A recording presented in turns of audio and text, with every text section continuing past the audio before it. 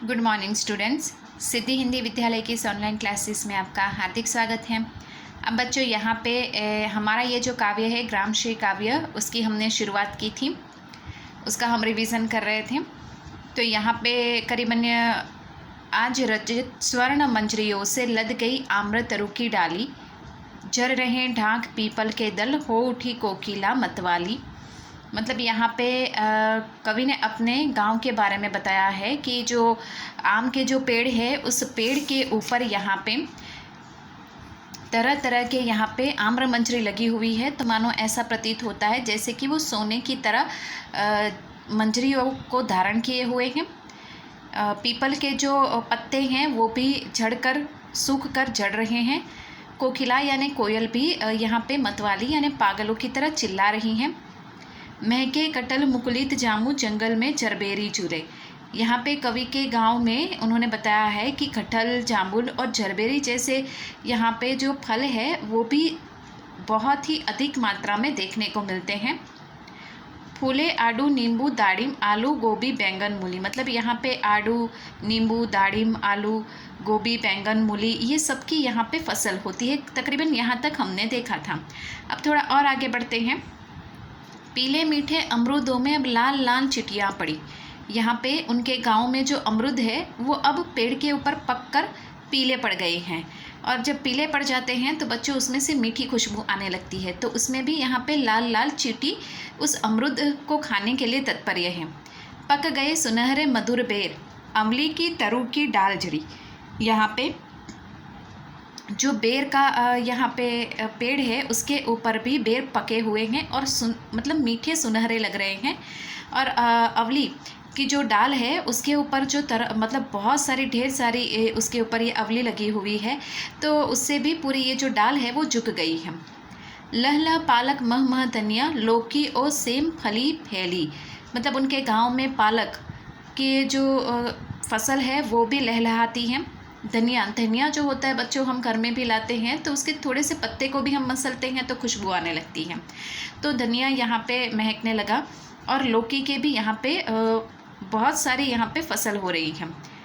मखमली टमाटर हुए लाल लाल मिर्चों की बड़ी हरी थैली। जो टमाटर है वो भी मखमल की तरह लाल है यहाँ पे, और उस मिर्ची के पौधे के ऊपर ढेर सारी मिर्ची जैसे कि थैली बांधी हो ऐसे ही मिर्ची झुंड में लगी हुई है।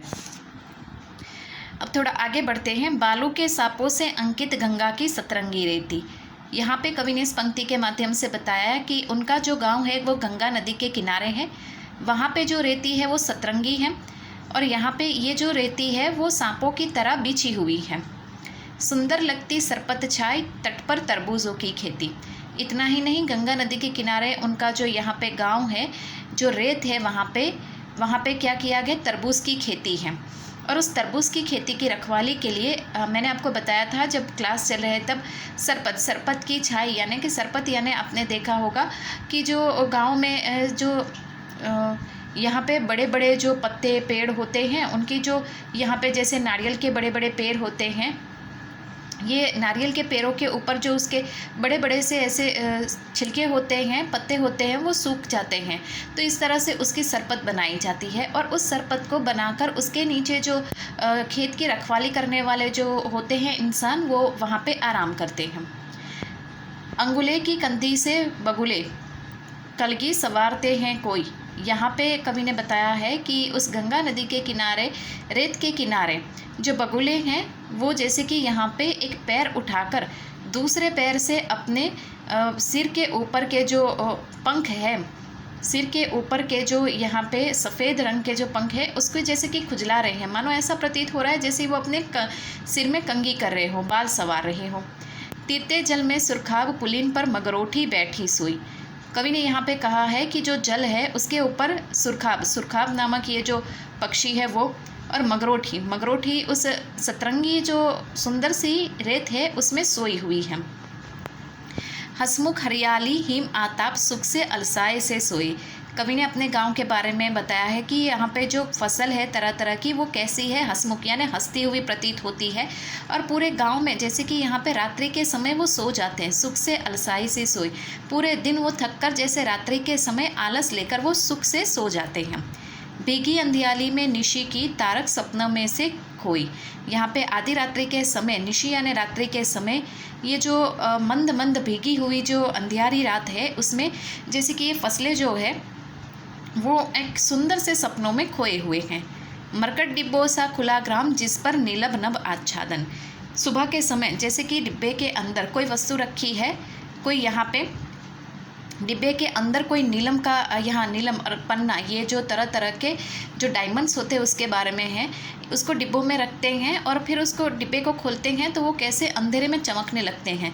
बिल्कुल उसी प्रकार से यहाँ पे रात्रि के समय अब धीरे धीरे उजाला हो रहा है तो उनका गांव भी ऐसे ही सुंदर जैसे चमक रहा है।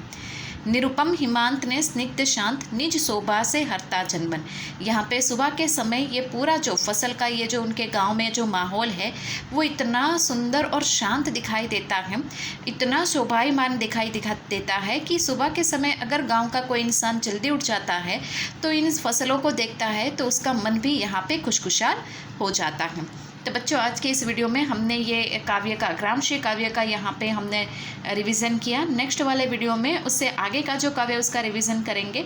तब तक के लिए यहाँ पे रुकते हैं। Thank you.